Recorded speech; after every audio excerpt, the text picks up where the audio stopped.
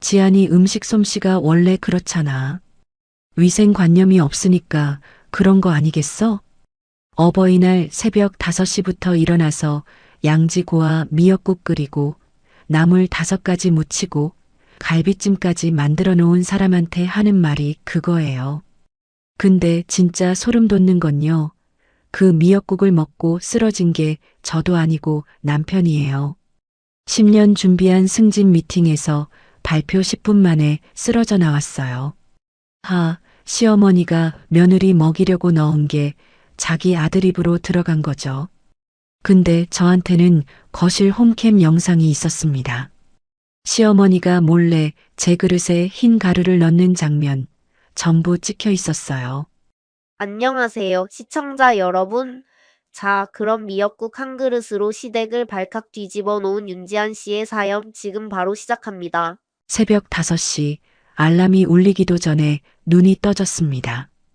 전날 밤부터 양념장에 재워둔 소고기 양지를 냉장고에서 꺼내 도마 위에 올렸죠. 찬물에 핏물을 빼둔 미역을 건져 참기름에 볶기 시작하니 고소한 냄새가 부엌 가득 번졌습니다. 새벽 시장에서 사온 통깨를 손절구에 빻고 나물 5가지를 하나하나 무치는 동안 시계는 어느새 6시를 넘기고 있었어요. 시어머니 박복희한테 인정받겠다는 기대는 오래전에 접었습니다.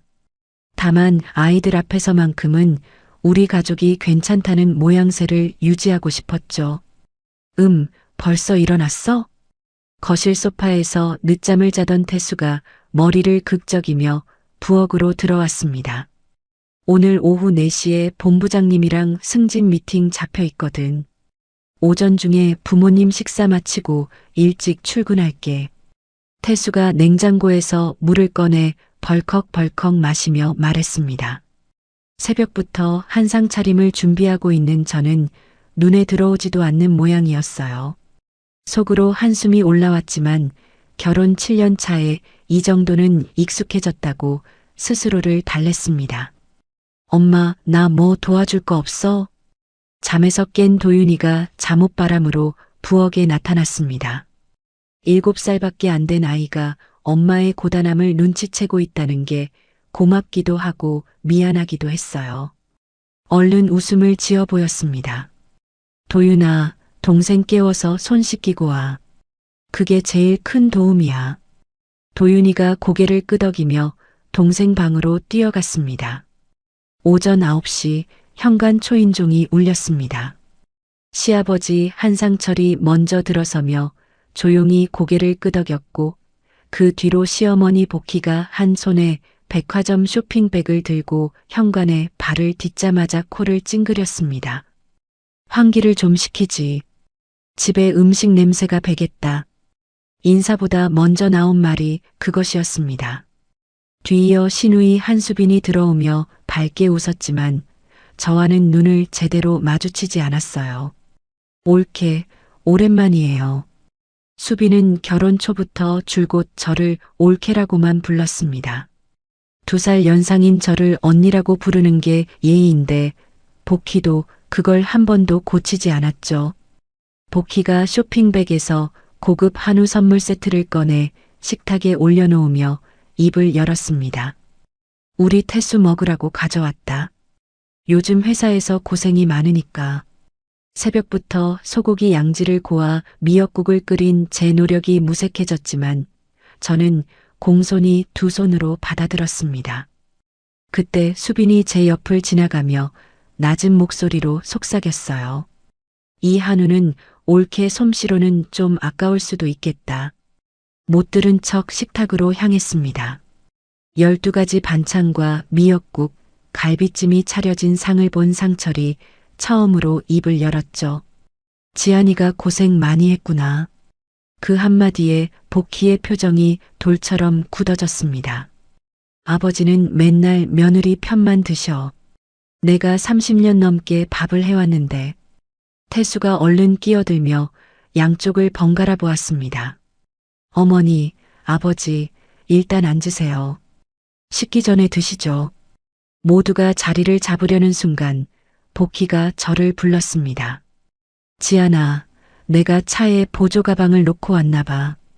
가서 좀 가져다 줄래? 무릎이 아파서 계단을 못 내려가겠다.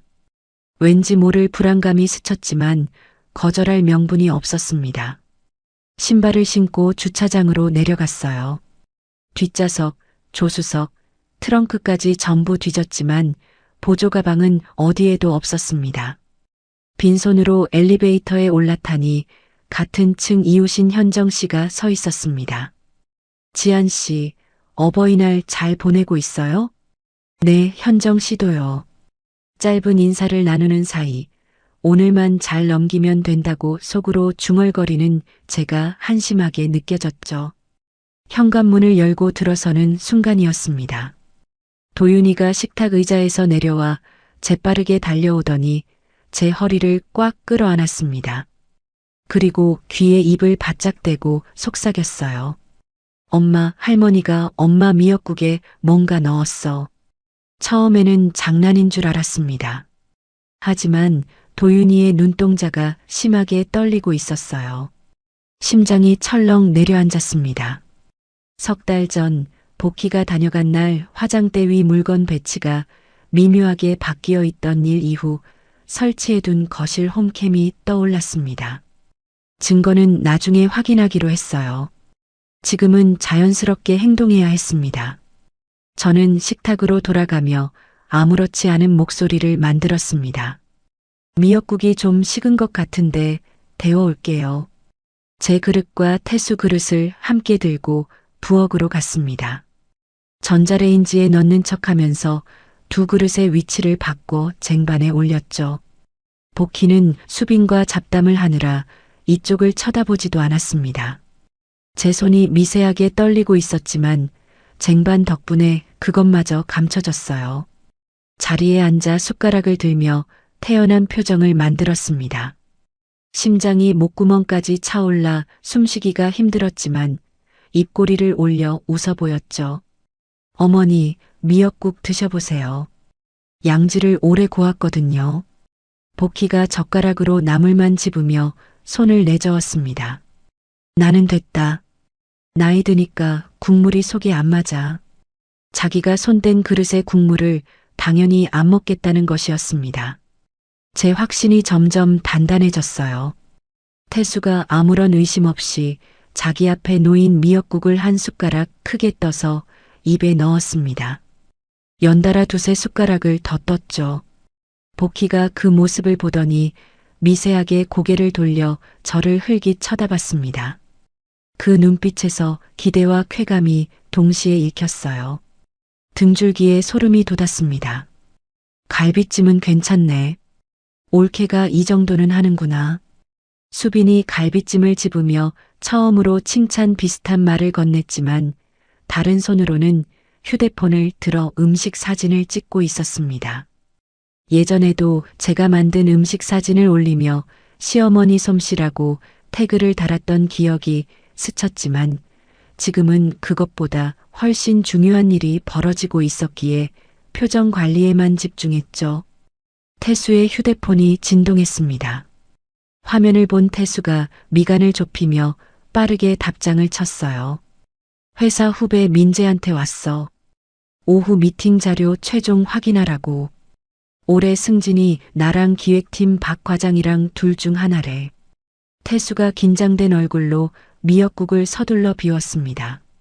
저는 그 모습을 보면서 저 그릇에 대체 뭐가 들어있는 건지, 그릇을 바꾼 제 판단이 맞았는지 두 가지 생각이 동시에 밀려왔어요.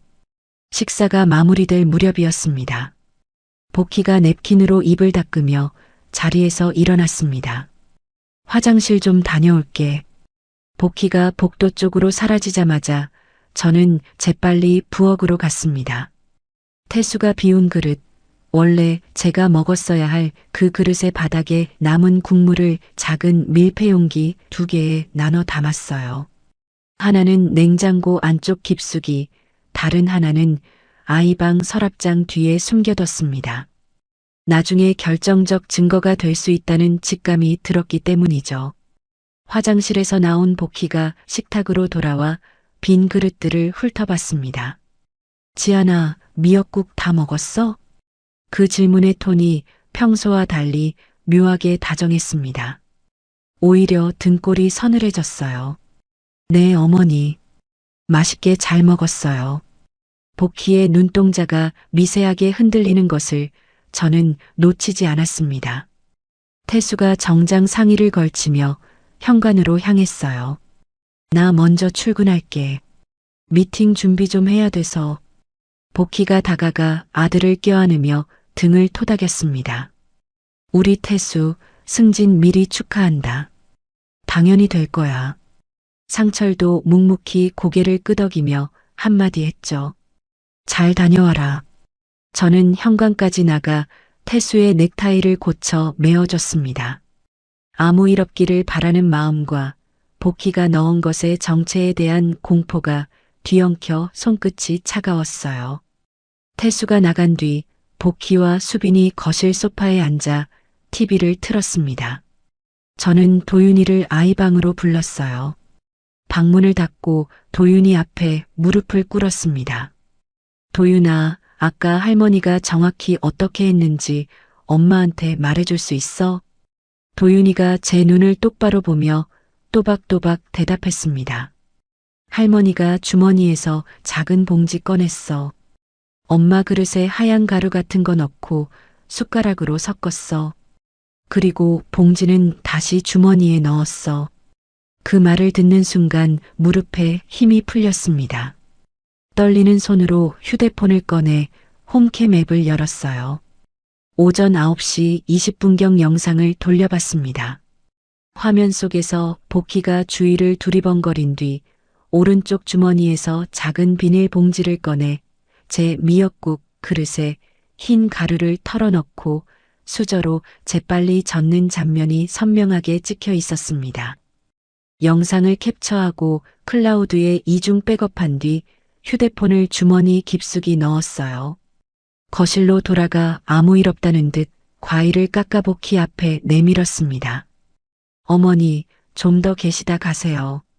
머릿속으로는 태수에게 지금 알려야 하나, 상황을 더 지켜봐야 하나를 계산하고 있었죠. 바로 그때 휴대폰에 문자가 떴습니다. 회사 도착했는데 배가 좀 이상하다. 태수의 문자였어요. 심장이 쿵 내려앉았습니다. 태수의 문자를 보자마자 화장실로 들어가 문을 잠갔습니다. 떨리는 손으로 전화를 걸었어요. 왜 무슨 일이야? 태수가 대수롭지 않은 목소리로 받았습니다. 아, 배가 좀 뒤틀리긴 하는데 미팅 전까지 괜찮아질 거야. 별거 아닌 것 같아. 미역국 이야기를 꺼내야 할지 입안에서 말이 맴돌았습니다. 하지만 지금 전화로 할 이야기가 아니었어요. 무리하지 마.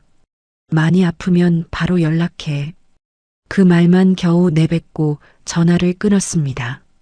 화장실에서 나오자 복희가 소파에서 고개를 돌려 저를 봤습니다. 안색이 안 좋아 보이네. 어디 아파? 묘하게 기대에 찬 눈빛으로 제 얼굴을 살폈어요. 그 시선 속에 담긴 의미를 읽으면서도 저는 입꼬리를 올렸습니다. 아침부터 준비하느라 좀 피곤한 것뿐이에요, 어머니. 옆에서 TV를 보던 수빈이 고개를 돌려 복희와 눈빛을 주고받는 장면이 시야에 들어왔습니다. 저는 못 본 척 부엌으로 가서 설거지를 시작했죠.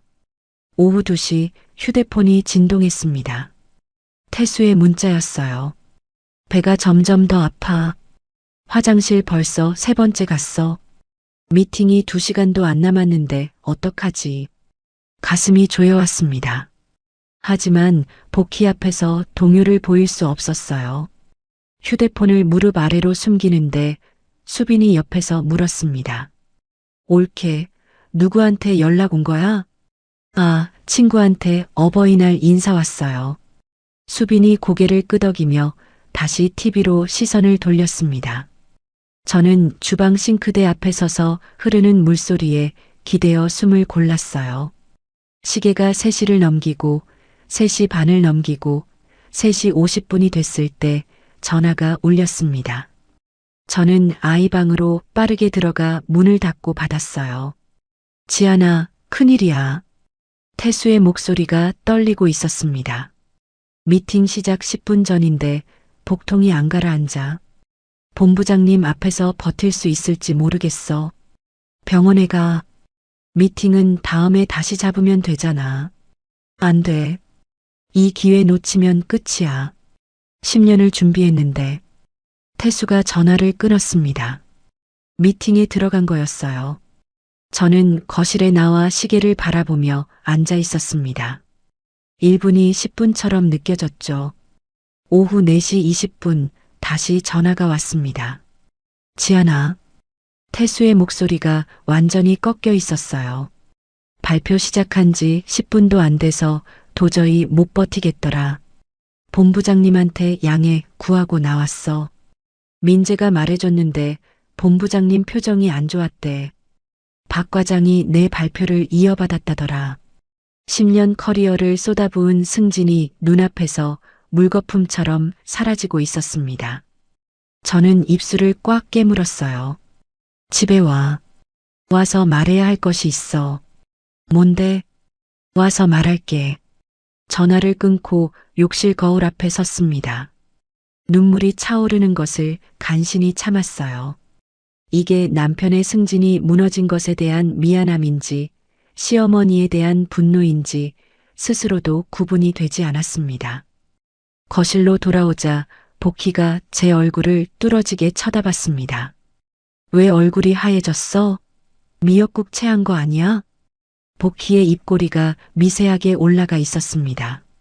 그 미소를 보는 순간 처음으로 이 사람에 대한 두려움이 분노로 바뀌는 것을 느꼈어요.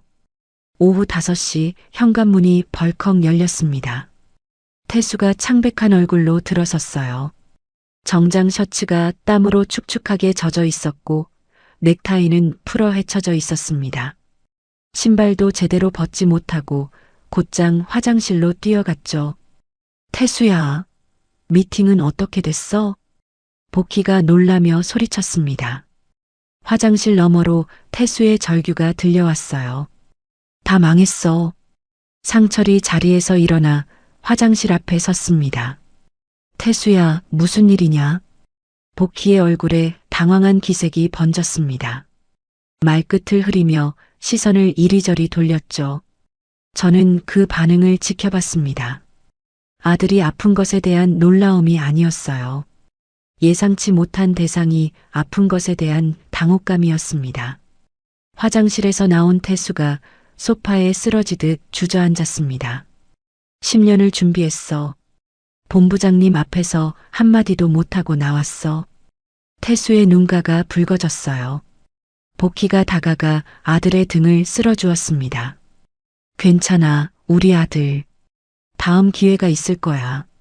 저는 그 모습을 바라보며 이를 악물었습니다. 당신이 넣은 것이 당신 아들을 쓰러뜨렸다는 말이 목구멍까지 차올랐지만 아직은 때가 아니었어요. 도윤이가 방에서 나와 태수 옆에 조용히 앉았습니다. 아빠, 괜찮아? 작은 목소리로 묻는 도윤이를 보는 순간 전율이 일었습니다. 이 아이가 알려주지 않았다면 저 자리에 쓰러져 있는 사람은 저였을 거예요. 도윤이의 눈을 바라보며 속으로 다짐했습니다. 이제 엄마가 끝낼 거라고. 태수가 소파에 누운 채 이마에 손을 얹고 신음했습니다. 도대체 뭘 먹었길래 이러는 거야? 복희가 재빨리 입을 열었습니다. 지안이 음식 솜씨가 원래 그렇잖아. 위생관념이 없으니까 그런 거 아니겠어? 수빈도 팔짱을 끼며 고개를 끄덕였어요. 해산물 관리를 잘못한 거 아니에요? 미역국이니까 해산물이 들어갔을 수도 있잖아요. 상철까지 한마디 보탰습니다. 지안이가 좀 더 신경 썼어야지. 7년간 반복된 패턴이었습니다. 시어머니가 공격하고 시누이가 가세하고 시아버지가 동조하고 남편이 방관하는 구조. 하지만 오늘은 달랐어요. 저는 부엌으로 들어가 냉장고를 열며 말했습니다. 모든 재료 유통기한이랑 보관 상태 지금 확인시켜 드릴게요. 소고기 양지 포장을 꺼내 들고 식탁 쪽으로 가려는데 태수가 소파에서 손을 내저었습니다. 됐어. 따지지 말고 약이나 줘. 복희가 팔짱을 끼며 턱을 치켜들었습니다. 승리한 사람의 표정이었어요. 시어머니가 공격하고 남편이 방관하고 제가 억울함을 삼키는 이 패턴. 오늘은 더 이상 작동하지 않을 겁니다. 저는 냉장고 문을 닫고 잠시 숨을 골랐습니다.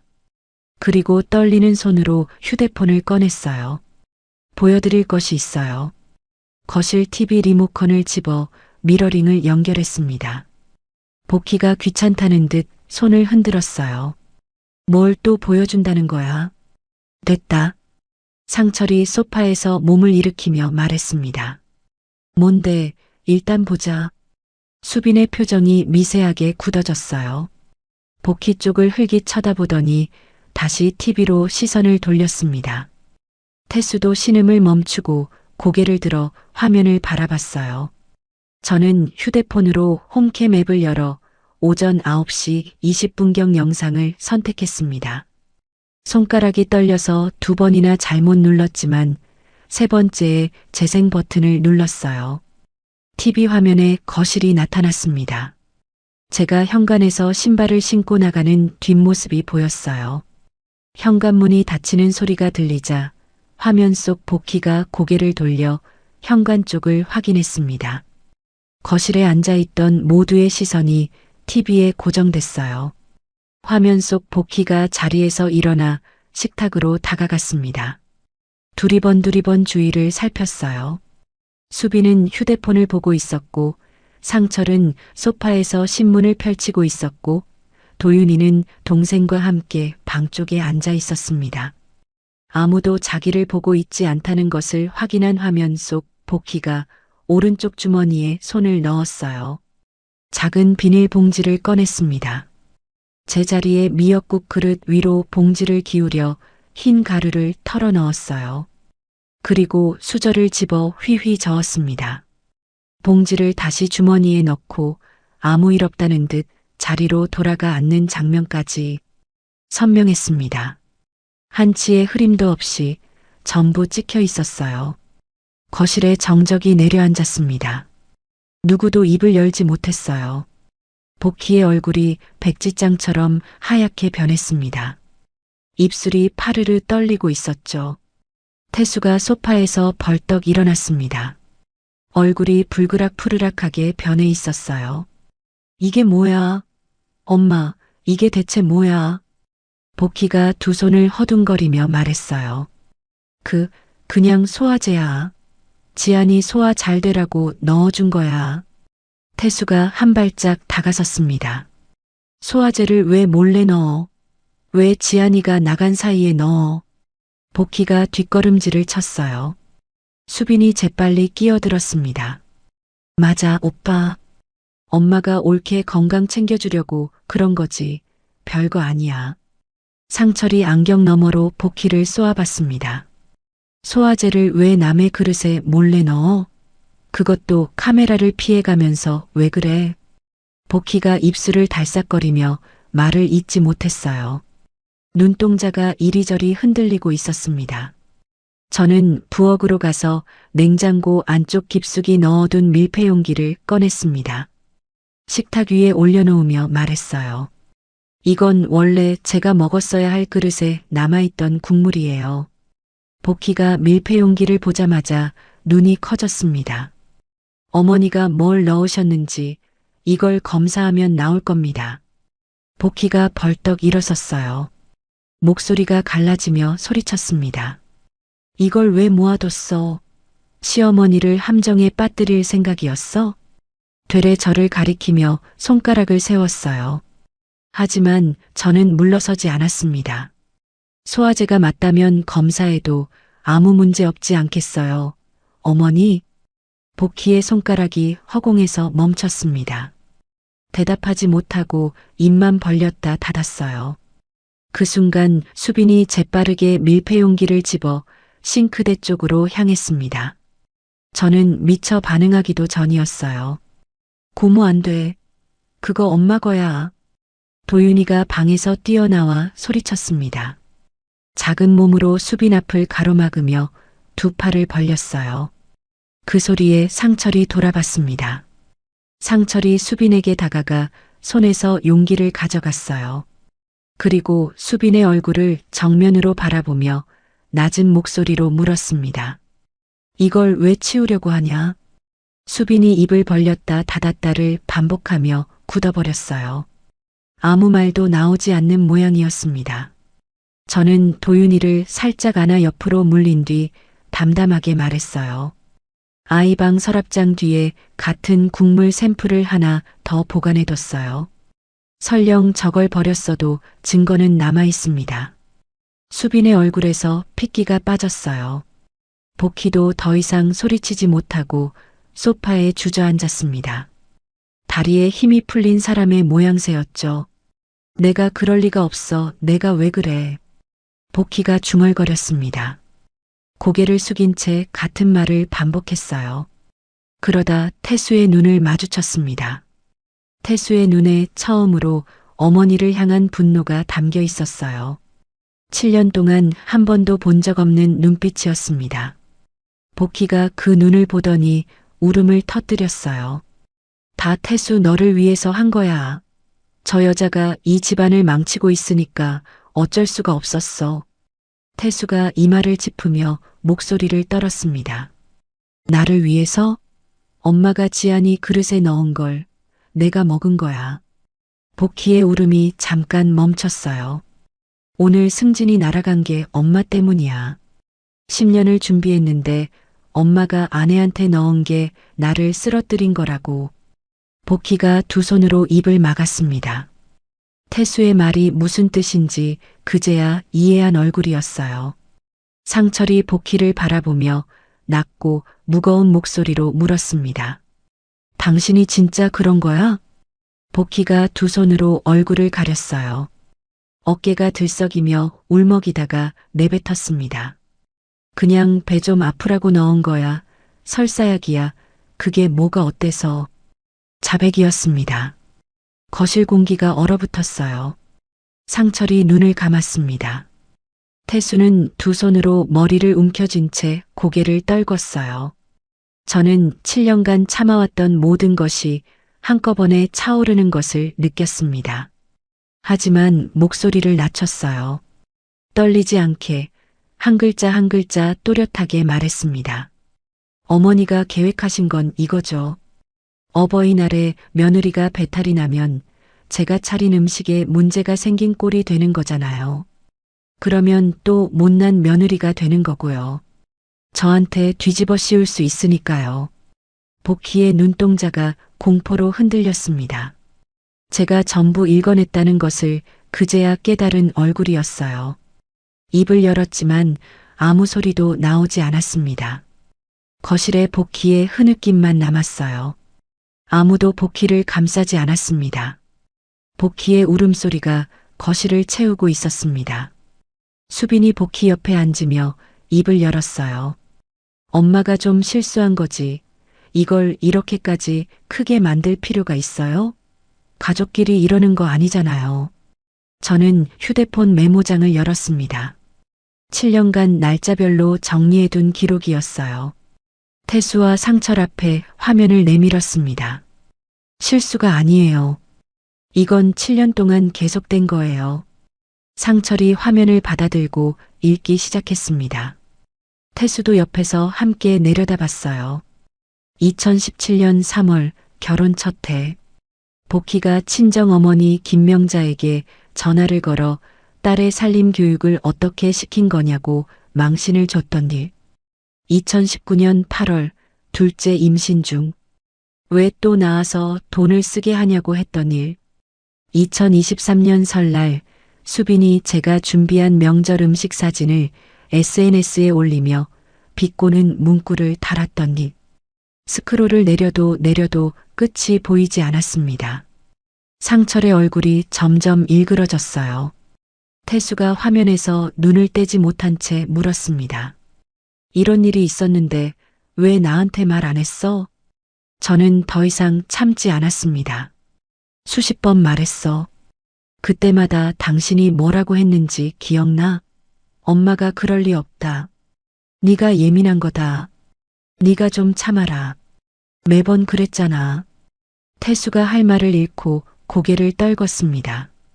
자신의 방관이 어떤 의미였는지 처음으로 자각하는 얼굴이었어요. 그 사이 복희가 자리에서 일어나 화장실로 향했습니다. 수빈도 따라 일어서려 하자 상철이 낮은 목소리로 말했어요. 수빈아, 앉아 있어. 수빈이 주춤하며 다시 소파에 앉았습니다. 그런데 수빈이 소파 쿠션 위에 올려둔 휴대폰 화면이 잠금되지 않은 채 켜져 있었어요. 복희에게서 온 카카오톡 메시지가 그대로 보였습니다. 수빈아, 어떻게 오빠가 먹었어? 상철과 태수가 동시에 그 화면을 봤습니다. 수빈이 뒤늦게 시선을 따라가며 휴대폰을 집으려 손을 뻗었어요. 태수가 먼저 집어들었습니다. 엄마가 보낸 이 메시지 뭐야? 오빠가 먹었다는 게 무슨 뜻이야? 수빈의 눈동자가 흔들렸습니다. 그거 오빠가 반찬을 너무 많이 먹었다는 뜻이야. 상철이 수빈을 정면으로 바라봤어요. 너도 알고 있었던 거냐? 수빈이 대답하지 못하고 입술만 떨었습니다. 저는 태수에게 말했어요. 수빈 씨 휴대폰에 어머니랑 나눈 대화가 있을 거예요. 태수가 수빈을 향해 손을 내밀었습니다. 비밀번호 풀어. 오빠, 이건 사생활 침해야. 내 폰인데 왜 마음대로 봐?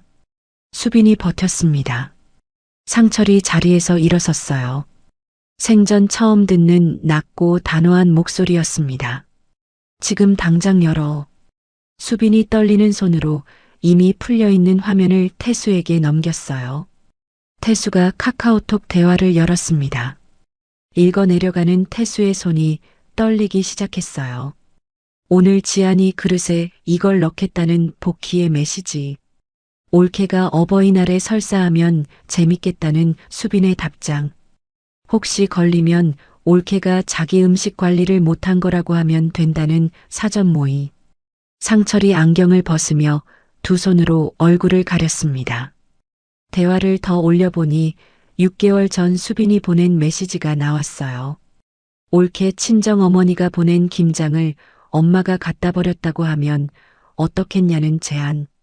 1년 전에는 올케가 오빠한테 용돈을 따로 줬다며 사실을 왜곡해 이간질한 기록. 태수가 수빈을 바라봤습니다. 이 중에 반이라도 사실이면 나한테 거짓말을 한 게 한두 번이 아닌 거잖아. 수빈이 울음을 터뜨렸어요. 화장실에서 나온 복희가 거실의 분위기를 살피더니 저를 가리키며 소리쳤습니다. 이게 다 지안이가 판을 짠 거야. 카메라를 설치하고 증거를 모아서 함정에 빠뜨린 거라고. 상철이 벌떡 일어나 복희를 향해 고함을 질렀어요. 당신이 카메라에 잡힐 짓을 한 거지. 며느리가 함정을 판 게 아니잖아. 복희가 움찔하며 한 발 뒤로 물러섰습니다. 상철이 아내에게 고함을 지르는 것을 저는 처음 봤어요. 울음소리와 고함이 뒤섞인 혼란 속에서 도윤이가 동생 손을 잡고 방에서 나와 제 뒤에 조용히 섰습니다. 저는 두 아이를 끌어안았어요. 이 집에서 제가 지켜야 할 것은 시어머니의 비위가 아니라 이 아이들의 평범한 일상이었습니다. 저는 고개를 들어 복희를 정면으로 바라봤습니다. 어머니, 저는 오늘 이후로 더 이상 참지 않겠습니다. 7년 만에 처음으로 시어머니의 눈을 똑바로 들여다보며 한 말이었어요. 다음 날 아침이었습니다. 전날 밤 시부모와 수빈이 돌아간 뒤 태수는 거실 소파에서 밤새 뒤척이다 새벽에야 잠들었어요. 저는 아이들을 재운 뒤 방 안에서 혼자 7년치 결혼 생활을 돌아보며 밤을 지새웠죠. 아침 해가 창문으로 들어올 무렵 태수가 부은 눈으로 부엌에 들어왔습니다. 눈밑이 시커멓게 내려앉아 있었어요. 지안아, 이야기 좀 하자. 어제까지의 마마보이 톤이 아니었어요. 무언가 부서진 사람의 목소리였습니다. 식탁에 마주 앉았습니다. 태수가 물 한 잔을 따라 마시고 잔을 내려놓았어요. 양손으로 얼굴을 감싸며 먼저 입을 열었습니다. 어젯밤에 회사에서 연락 왔어. 승진은 박 과장한테 갔대. 다음 기회를 기다리라는데 다음 기회가 있을지도 모르겠다. 중요한 미팅에서 중도 이탈한 사람이라는 이미지가 박혔으니까. 태수가 식탁 위에 이마를 대듯 고개를 숙였어요.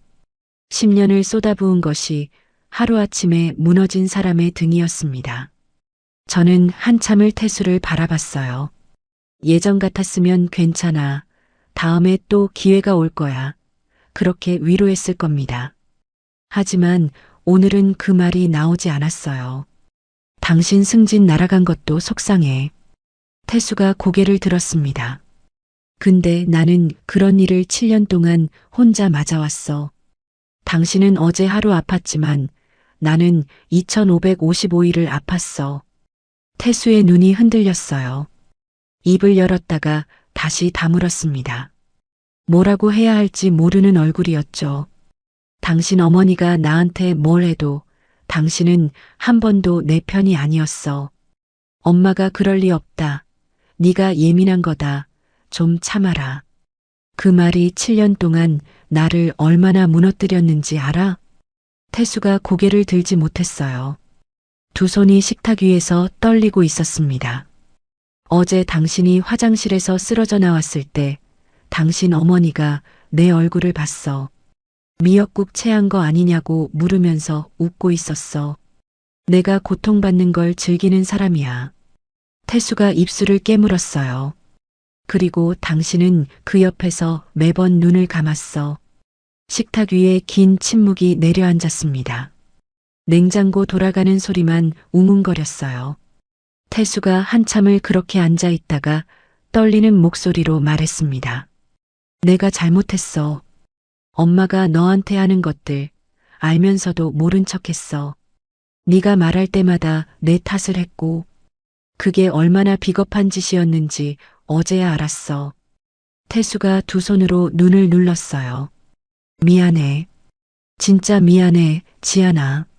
7년 동안 목말라왔던 말이었습니다. 하지만 이 한마디로 모든 것이 해결될 수는 없다는 것도 알았어요. 저는 식탁 너머 태수를 바라보며 말했습니다. 사과는 받을게. 근데 말만으로는 안 돼. 행동으로 보여줘. 앞으로 어머니가 나한테 뭘 하든 당신이 막아야 해. 그게 안 되면 나는 이 결혼을 계속할 수 없어. 태수가 고개를 끄덕였습니다. 무겁게 천천히. 아이들이 잠에서 깨어 부엌으로 나왔어요. 도윤이가 식탁에 앉은 태수를 보며 물었습니다. 아빠, 배 괜찮아? 응, 괜찮아. 도윤아, 걱정시켜서 미안해. 태수가 억지로 웃음을 만들며 도윤이의 머리를 쓸어넘겼어요. 저는 아이들에게 밥을 차려주며 평범한 아침을 만들어냈습니다. 속은 아무것도 평범하지 않았지만 오전 10시 친정어머니 김명자에게서 전화가 왔어요. 지안아, 대체 무슨 일이야? 주변에서 자꾸 연락이 오는데 수빈이 SNS에 글을 올린 거였습니다. 어버이날에 올케한테 모함당한 시어머니 이야기라는 제목으로 사건을 왜곡해서 퍼뜨리고 있었어요. 어머니, 드릴 말씀이 있어요. 저는 아이 방으로 들어가 문을 닫고 침대에 앉았습니다. 그리고 처음으로 친정어머니에게 7년간의 일을 전부 털어놓았어요. 결혼 첫 해 복희가 친정어머니에게 전화해서 망신을 줬던 일, 명절마다 혼자 15가지 반찬을 만들면서도 한 번도 수고했다는 말을 듣지 못했던 일, 둘째 임신 중에 왜 또 낳냐는 말을 들었던 일, 그리고 어제 시어머니가 제 미역국에 설사약을 넣었던 일까지 수화기 너머로 김명자의 숨소리가 거칠어졌어요. 그리고 울음이 터졌습니다. 왜 진작 말하지 않았어? 우리 딸이 그런 일을 당하고 있었는데 엄마한테 왜 한마디도 안 했어? 걱정시키기 싫었어요. 제가 잘하면 괜찮아질 줄 알았어요. 괜찮아지긴 뭐가 괜찮아져. 7년을 혼자 버틴 거잖아. 엄마가 얼마나 속상한지 알아? 김명자의 울음소리에 저도 눈시울이 뜨거워졌어요. 하지만 전화기를 붙들고 꾹 참았습니다. 어머니, 이제 혼자 안 삼킬게요. 약속해요. 그래, 우리 딸. 이제 내 인생 네가 살아. 무슨 결정을 하든 엄마가 무조건 내 편이야. 알겠지? 전화를 끊었습니다. 잠시 후 문자가 왔어요. 우리 딸, 이제 내 인생 네가 살아라. 엄마가 무조건 내 편이야. 같은 말이었지만 글자로 다시 보내준 거였습니다. 그 문자를 읽는 순간 참아왔던 눈물이 터졌어요. 화장실로 뛰어들어가 문을 잠그고 수건으로 입을 막았습니다. 아이들한테 들리면 안 됐으니까요. 한참을 그렇게 울었습니다. 눈물이 그치고 난 뒤 거울 속 제 얼굴을 봤어요. 눈이 퉁퉁 부어 있었지만 이상하게 속은 좀 가벼워진 느낌이었습니다. 7년 동안 혼자 짊어진 것을 내려놓기 시작한 거였죠. 오후에 대학 동창이자 변호사인 이민서에게 연락했습니다. 민서가 전화를 받자마자 물었어요. 지안아, 무슨 일이야? 네가 먼저 연락하는 거 오랜만이다. 민서야, 좀 도와줘야 할 것 같아. 상황을 처음부터 끝까지 설명했습니다. 민서가 듣는 내내 한마디도 끼어들지 않았어요. 다 듣고 나서 한숨을 내쉬더니 말했습니다. 홈캠 영상이랑 카톡 캡처, 그리고 미역국 국물 샘플 전부 증거로 보존해야 해. 절대 원본 지우면 안 돼. 응, 클라우드에 이중 백업해뒀어. 잘했어.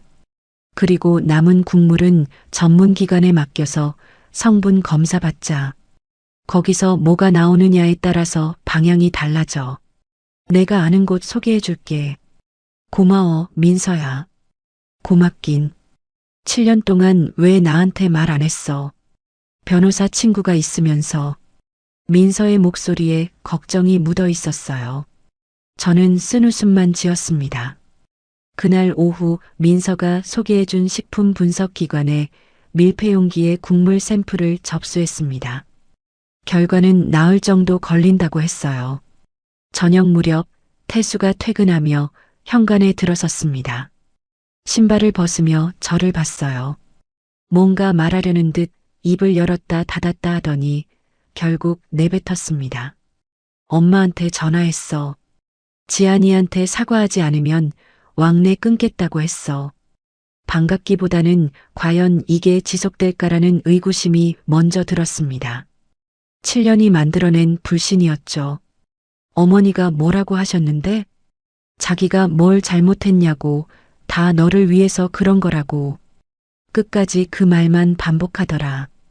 태수가 고개를 저으며 구두를 신발장에 넣었어요. 그래도 내가 말은 했어. 앞으로도 계속 말할 거야. 저는 고개를 끄덕였습니다.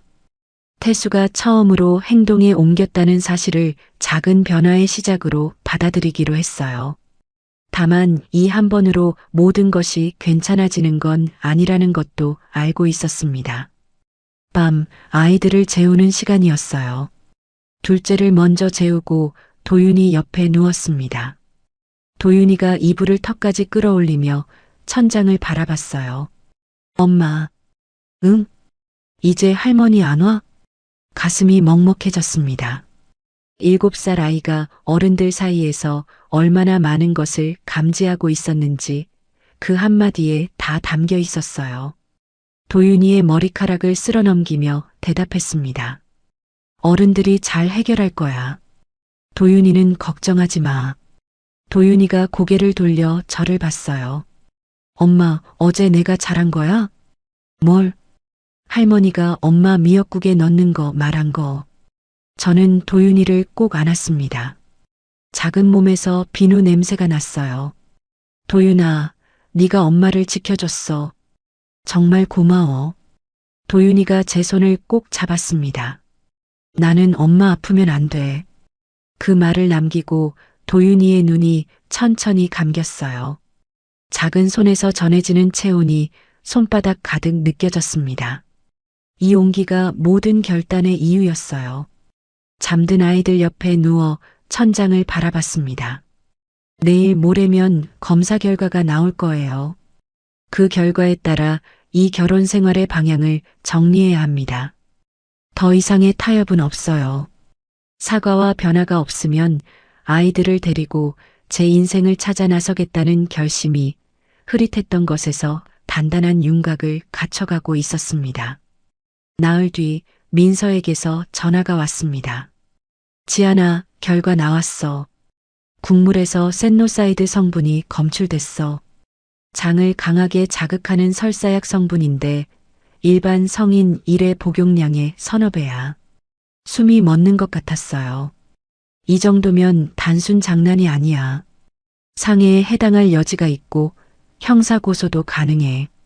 저는 처음으로 법적 조치라는 카드를 현실적으로 검토하기 시작했습니다. 그날 저녁 퇴근한 태수에게 검사 결과서를 내밀었어요. 태수가 결과지를 들고 한참 동안 말을 잃었습니다.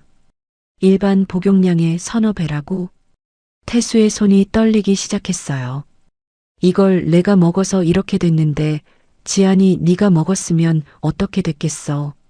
건강한 사람도 심한 탈수에 복통으로 하루 종일 아무것도 못하는 양이래. 태수가 벽을 주먹으로 쳤습니다. 뼈가 부딪히는 둔탁한 소리가 거실에 울렸어요. 처음으로 어머니에 대한 분노를 온전히 터뜨리는 모습이었습니다. 태수가 바로 시댁에 전화를 걸었어요. 내일 집으로 오세요. 아버지도 같이요. 할 얘기가 있습니다. 수화기 너머로 복희의 목소리가 새어나왔습니다. 그 일은 이미 끝난 거 아니야? 검사 결과 나왔습니다. 태수가 그 말만 하고 전화를 끊었어요. 수화기 너머로 복희의 숨소리가 멈추는 것이 느껴졌습니다. 다음 날 오후 현관 초인종이 울렸습니다. 복희는 며칠 사이 눈에 띄게 수척해져 있었고 상철은 무표정한 얼굴로 들어섰어요. 저는 식탁 위에 검사 결과서, 원본, 홈캠 영상 캡처 출력물, 수빈과 복희 간 카톡 대화 캡처본을 일렬로 배치해뒀습니다. 복희가 식탁 위 서류들을 보자마자 다리에 힘이 풀린 듯 의자에 주저앉았어요. 태수가 검사 결과서를 복희 앞에 밀어놓으며 입을 열었습니다. 일반 용량의 서너 배 설사약이에요. 엄마가 제 아내한테 이걸 먹이려고 했고 제가 대신 먹어서 승진이 날아갔습니다. 한마디 한마디 또박또박이었어요. 복희는 결과서를 쳐다보지도 못하고 고개를 숙였습니다. 그냥 배 좀 아프라고 넣은 거야. 그 정도일 줄 몰랐어. 상철이 결과서를 집어들고 읽었습니다. 다 읽은 뒤 복희를 바라보며 말했어요. 40년을 같이 살면서 당신이 이런 사람인 줄 몰랐어. 며느리한테 이런 짓을 해도 되는 거야? 복희가 입을 열려 했지만 상철이 손을 내저었습니다. 됐어. 더 듣고 싶지 않아. 바로 그때 현관 초인종이 울렸어요. 수빈이 들어섰습니다.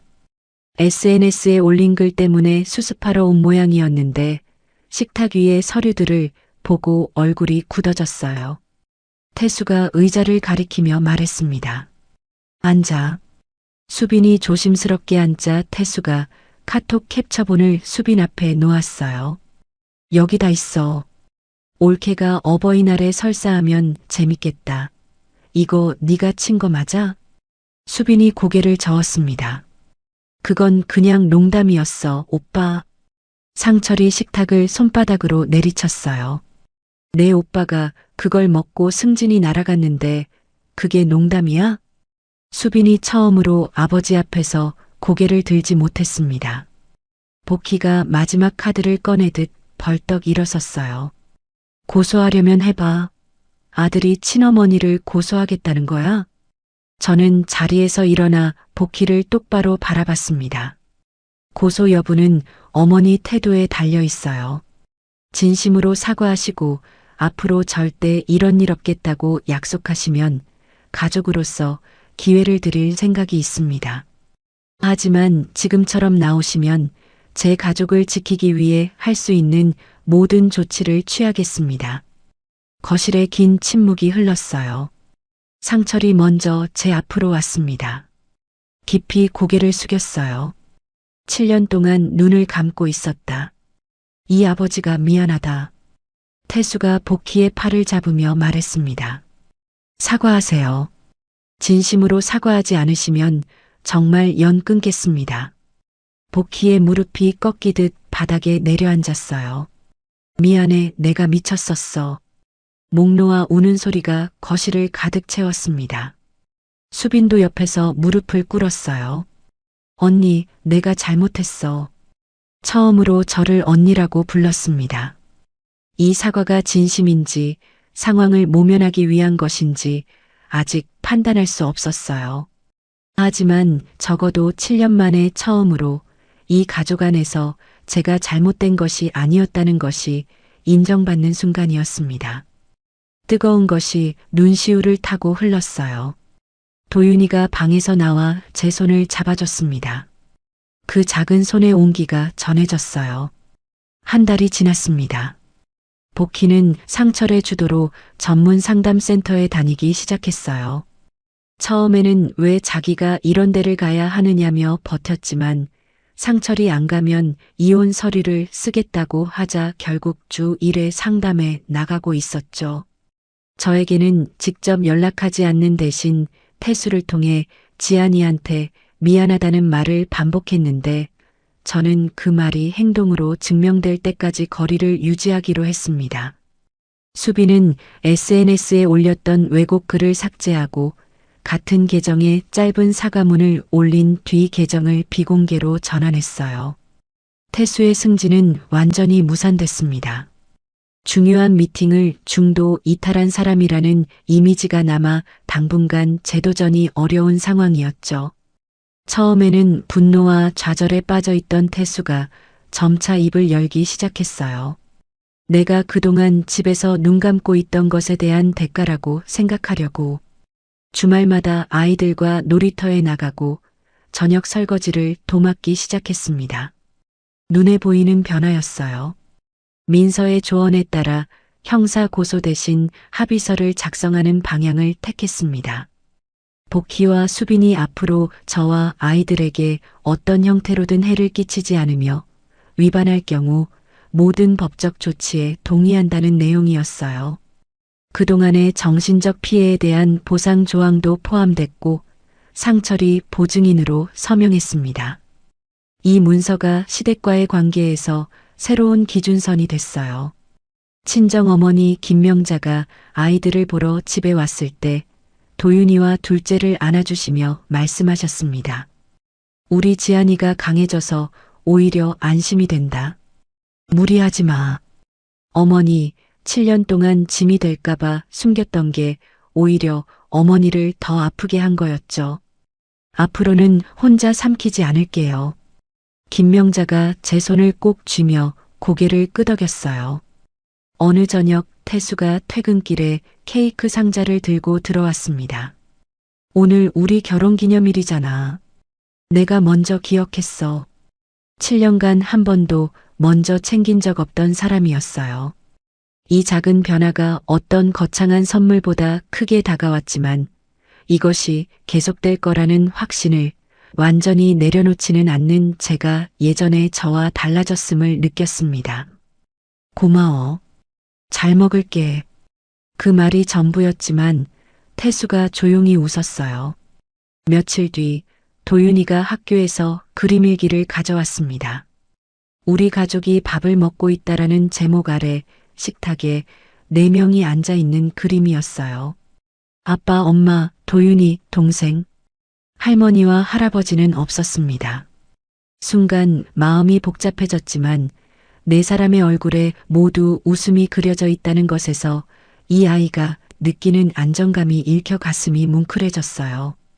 한 달이 더 지나 복희가 처음으로 직접 전화를 걸어왔습니다.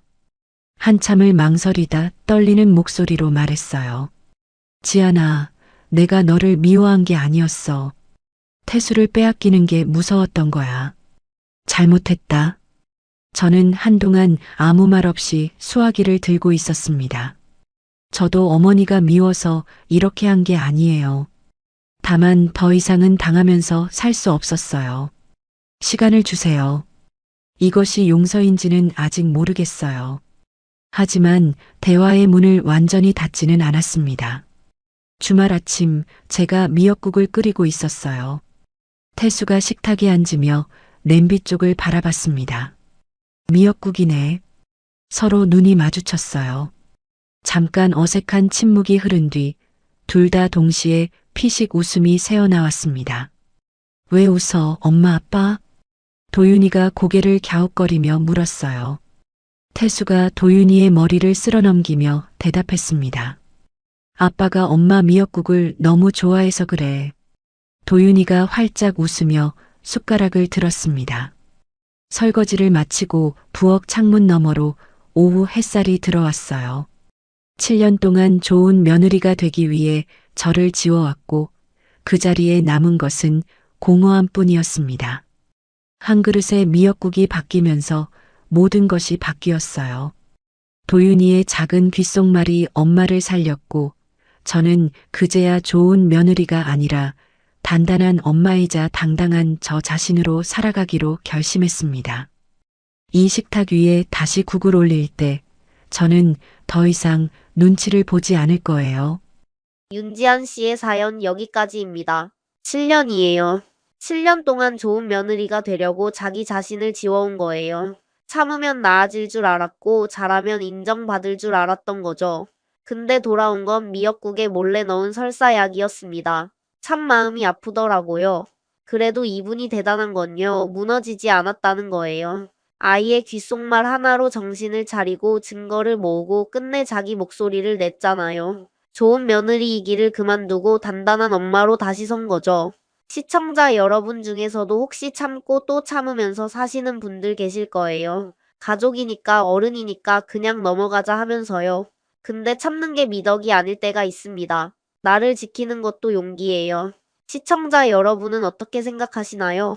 오늘 사연이 시원하셨다면 구독과 좋아요 꾹 눌러주시고요. 이야기를 끝까지 들어주신 분이 계시다면 잘 들었다고 댓글 하나만 남겨주세요.